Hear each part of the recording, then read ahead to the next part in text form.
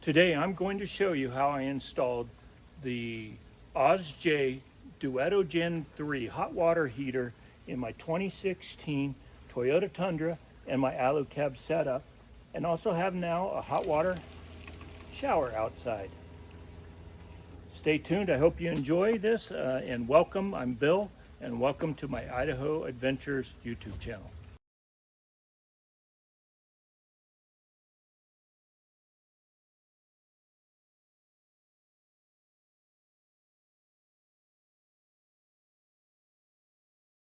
Welcome to Idaho Adventures. I appreciate you guys checking out my channel. I just wanted to give you a quick update on where I am on my build out for the water system. This video is going to give you and show you how I installed the AusJ Duetto Gen III, the ProFlow pump that they provided, and also the ProFlow accumulator that they provided. This is kind of where I'm at right now.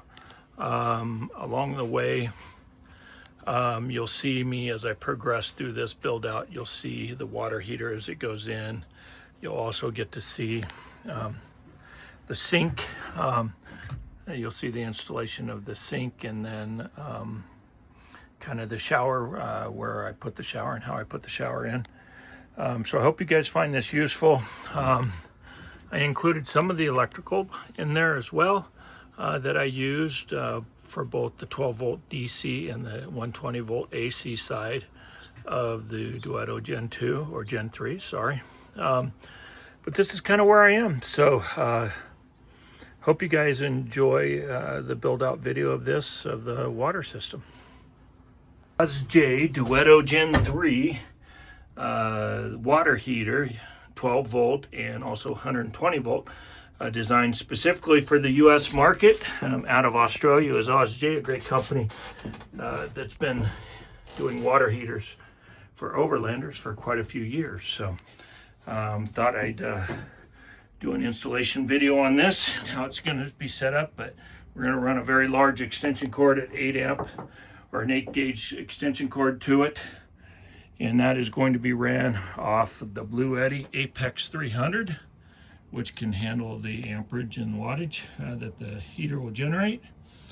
It's going into a 2016 Toyota Tundra with the Alu-Cab on it. So 2016 Toyota Tundra with the Alu-Cab, and we'll show you the setup as we go. Anyway, we'll build this out with 80/20 extruded aluminum, and we'll encase that in. Well, guys, I'm finally going to get started on my water system here.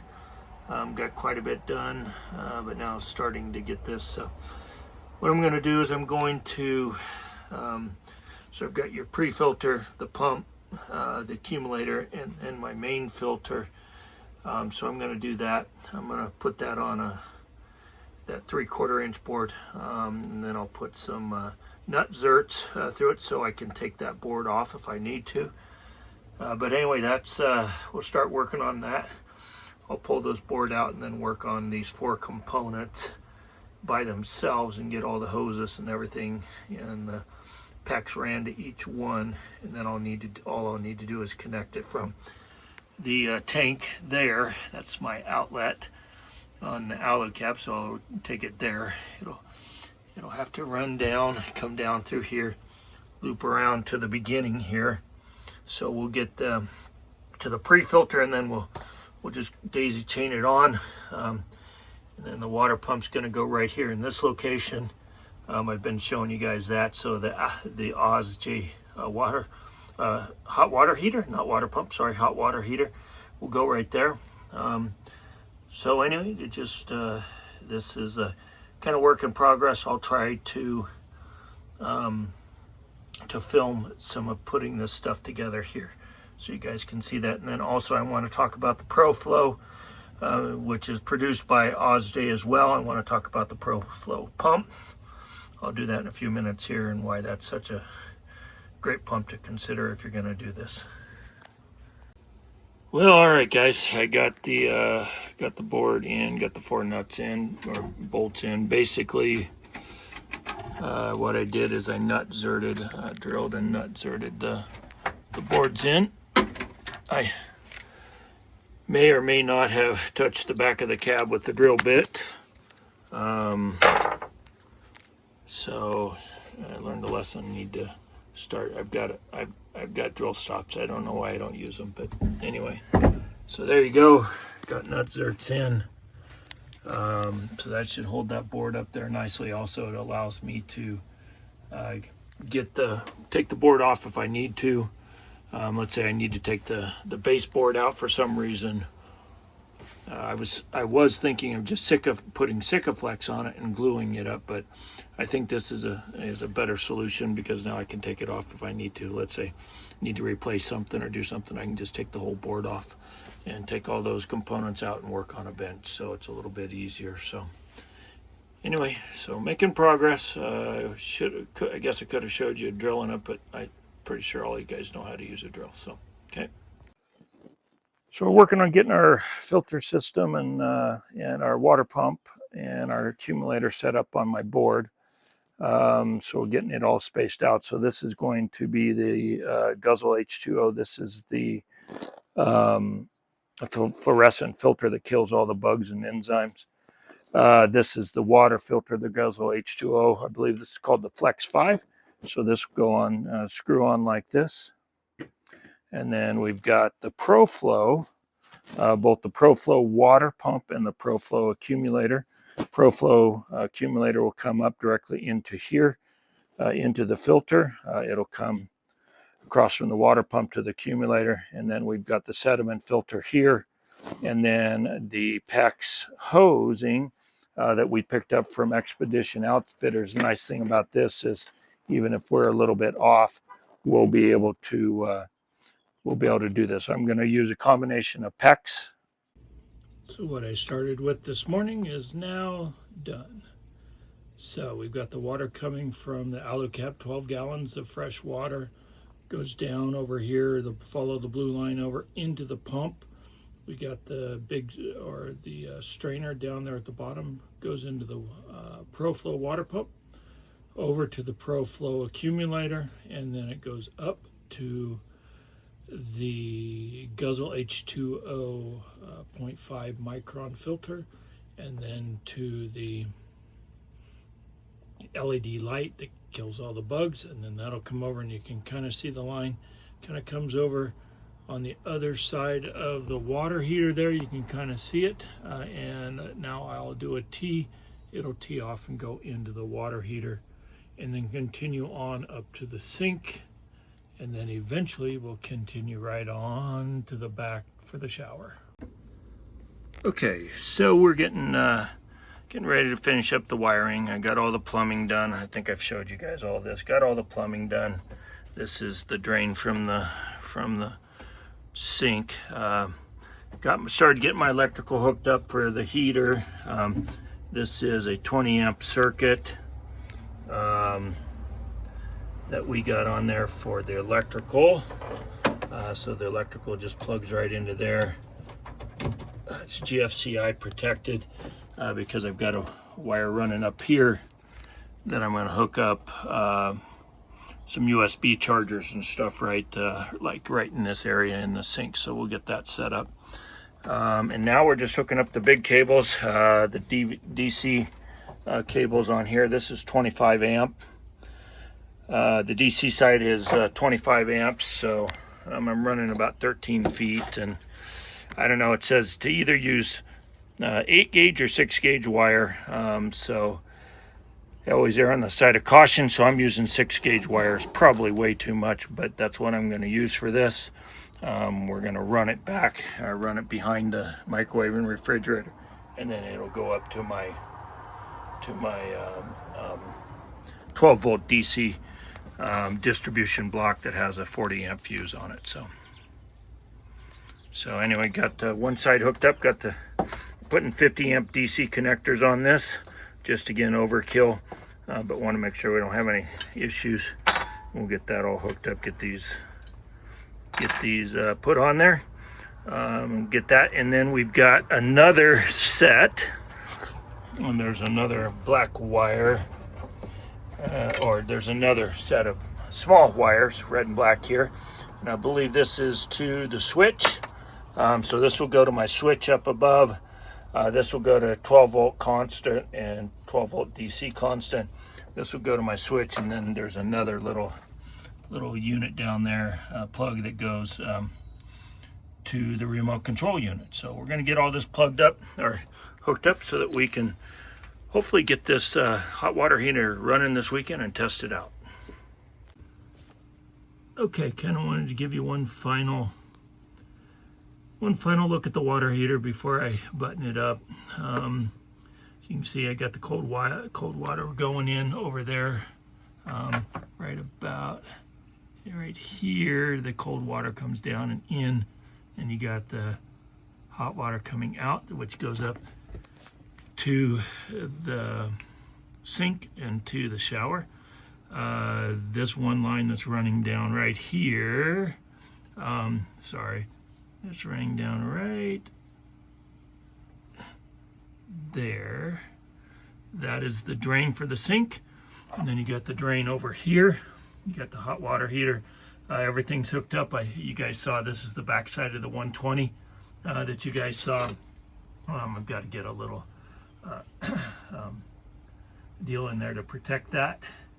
And then it goes over. There's your water filter system. I've already showed you guys all the setup for that. That's my toilet that's sitting in front of there that's going to be going in right about there.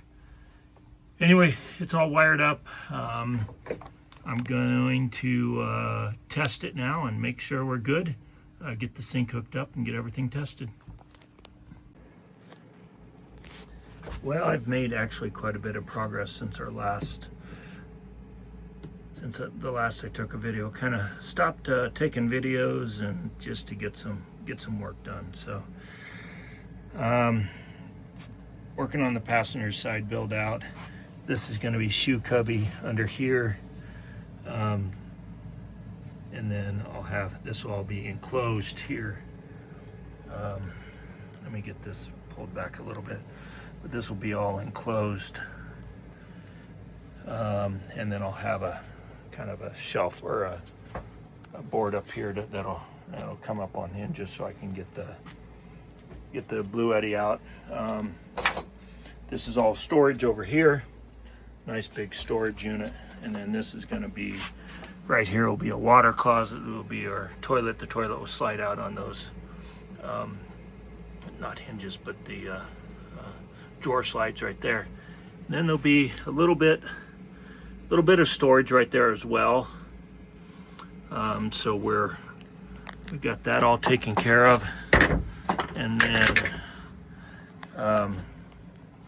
quick update on the, sorry, got a little bit of a mess here, but we'll get rid of this. So got the sink all sealed in. Still got to seal the Blue Eddy or the duct top, the induction plate in, but installed kind of a nice little light underneath, just to add some color and some flavor to the inside. But this side's pretty much done. It's all wrapped up. I got a little work to do on the water heater. Had to swap that around and actually change the orientation of that after I got everything in. Found out that it, according to AusJ, that it didn't have it situated correctly, so I had to modify that and replumb everything. So, but we got all the plumbing all rerouted and done there. Had to add one more drain through the floor, which I wasn't super happy about, but it's done. So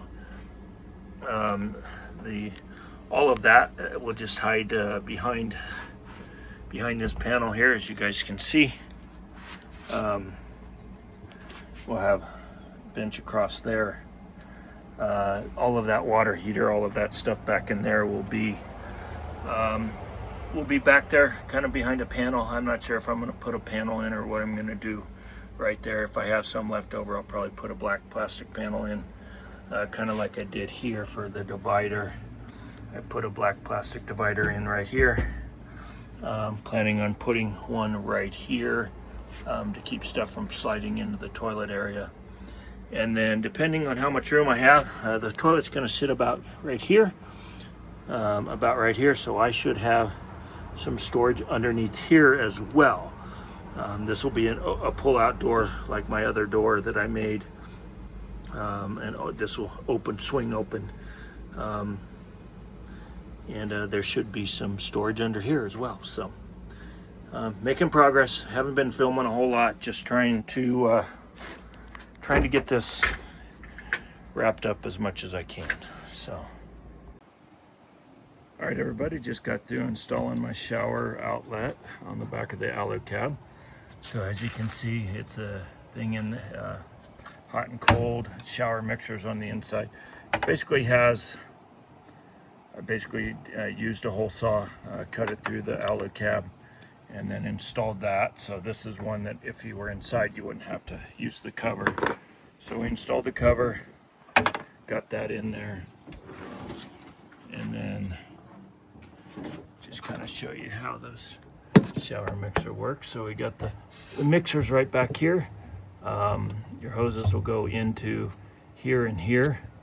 You can basically turn it at any angle. So mine's going to come up from the floor like this, and I'll get a deal on there. Mine's going to come from the floor down here, down back in here. I'll bring my hoses back through there. The shower, also by AusJ. It's got a 9-foot cord, hangs up here. You basically turn this. Here's your mixing valve right here. Got great pressure coming out of it. Immediately heats up. Yeah, that's all heated up. It's nice and warm. Can change the flow or the type of flow. So we can go to a heavier stream like this, kind of a medium stream. Sorry, I keep hitting it off with my hand, but pretty nice pressure out here too. On and off right here at the head, so you can turn it off. He also gives you a little thing to hook up, and then you adjust your temperature right here. And when you're all done, you release that pressure, pull that out just a little bit. You're gonna have a little runoff, water runoff. Close her up, and there you go. Okay, everybody, just wanted to give everyone a quick idea of how long it takes for the AusJ, the Duetto Gen III to heat up. The water's 75 degrees, so I mean, so it'll give you an idea from 75 degrees. I mean, if it's, freezing outside and the water's, 30 degrees, obviously the time's gonna take longer to heat it up to 125 or 135, but it'll just give you a quick idea from 75 degrees up to, I believe it's 130 degrees is what I have it set at. So now this is running strictly off of 12 volt DC. So this is running off the DC side, so not the AC side of the Duetto Gen 3. It's only running off the 12 volt. So we'll see how long it takes on 12 volt. To give you an idea of how many watts this is pulling. So we'll give you a quick idea here. Right now, I know that's kind of hard to see, but we're pulling 420 watts with the heater on. And now I'm going to shut that off. And now you'll see it drop down to about 76, 77. I believe the refrigerator is running currently, so that would drop down to basically 0 once the refrigerator goes off. Let me see if I can actually set that up. Okay, so right now everything's off. So what I'm going to do is I'm going to turn on my switch. So I've got the Gen 3 going through a switch, which goes down to, I believe it's a it's an 80 amp continuous use solenoid. So there's just a small wire going down to the solenoid, and all of the amperage and stuff actually goes to the solenoid. So we turn the switch on, and then from there, now you can see that once that switch is on, we're pulling about 12 watts for that solenoid. And then once I turn the hot water heater on, you can see that we're pulling about 355 watts. And I will calculate what that is and put up how many amps that is. I believe it's right at 32 amps, 12 volt DC. So that's why I had to go through the 80 amp continuous use solenoid, is because the switch is only good up to 30 amps. So hope that makes sense, and I'll calculate that and put it on the screen, but I'm pretty sure it's like 32 amps. So I just turned this on. It was 75 degrees. It is 6:42 right now, p.m. So we'll see how long this takes on 12 volt DC to get up to get it heated. All right, so it's 7:40. We're still, we're 1 or 2 degrees away from the temp that I have set. So basically, on 12 volt DC side, it takes about an hour to heat that up. Which, the way to do the DC side is when you're driving, and you've got your alternator charger charging the battery. That's basically the time to heat up the hot water so that it's warm when you get to camp. So, and just so you know, just so you can kind of see, so I was at 59% when we started this.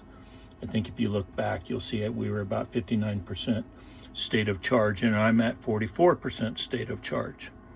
I think it was 20, when I calculated it was right at 29 amps. So 411 watts, but at 29 amps. So, okay. So tomorrow night, I'll let everything cool off, and then I'll do the 120 AC side, 120 volt AC, and we'll see how big of a difference if it heats up that much quicker on the AC side. Okay, today's video I'm going to show you, we started out at 88 degrees, and I'm going to show you how long it takes. Unfortunately, I'm not down to that 70, but we're going to do the 100, and we're going to do the AC side of the heater system. As you can see, that water's ticking up pretty quickly. We are using the 120 volt AC. So what I did is with my Apex 300, I've actually got an inverter in there that I can turn on so that I can run the AusJ heater either off of 120 volt AC, or I can run it off of 12 volt DC. As you can tell from yesterday, we started at 75 degrees, so we're starting a little bit higher today, but the temperature didn't go up that quickly on the 12 volt DC side. But when you hook up the AC side, the 120 volt AC side, you can see that that's ticking up very quickly. This is only going to take, I would say, less than 10 minutes, whereas to go from 75 to 125 degrees yesterday, it took us about an hour.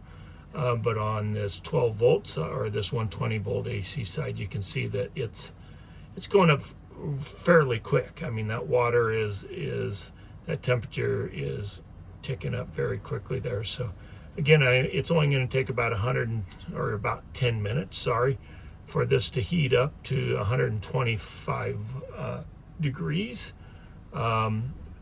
So although the other side of it is with the 120 volt AC, just to show you, you can see it is using Hopefully I can get that down there.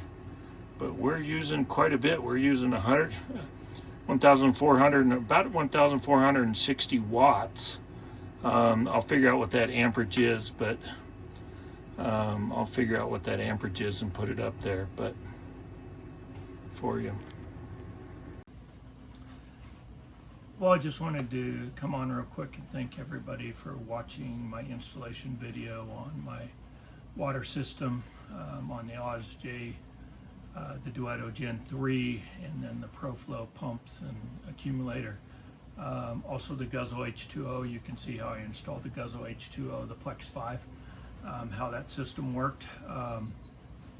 And one thing I wanted to make a note of is throughout the video on the water heater, you'll see that the water inlet and outlet were horizontal to each other. I was having a little problems with the switch, or the remote switch, and after going back and forth with Jay at AusJ, he realized that I had installed the water heater in the incorrect position. So at the end of the video, you'll see that the water heater, that the red outlet for the hot water is actually on top. And you need to make sure that you orient it that way, otherwise some of the sensors aren't covered correctly inside the water heater. So just as, you know, if you're going through this, make sure that you orient it basically like the picture shows on the box that you get from AusJ, that it's delivered in. The red is up on the red outlet, hot outlet is up top. The blue outlet for the cold water going in is on the bottom, and then you've got your yellow pressure regulator valve, the relief valve that's kind of off to the side. So just make sure you orient it that correctly. I hope you enjoyed this. Man, I would really like if you guys would hit the like button, subscribe to my channel. I'm going to try hard to do a little better job and get videos out more consistently. This is something I would love to end up doing as I slow down and real work and retire. I'd love to have a YouTube channel where I can do a little bit better job of getting videos out and giving you guys some good videos. So I try to get better every video, but anyway, please like and subscribe, and we'll see you soon. I'm gonna put out a video here very shortly just on my Alu-Cab build out, the whole build out kind of part 1. So that should be coming out very shortly. There's not a whole lot to it. I mean, you've seen the majority of it here, but the part 1 will kind of include a little bit of everything on it. I'm also working on an installation video for installing solar panels on top of my Alu-Cab. So where I actually have two 200-watt Renogy 200-watt Renogy shadow flux solar panels. So I'm going to be putting those up on top hopefully tomorrow. It's July 3rd, so happy 4th of July for everybody, depending on when you're seeing this. But anyway, happy July 4th. Talk to you soon.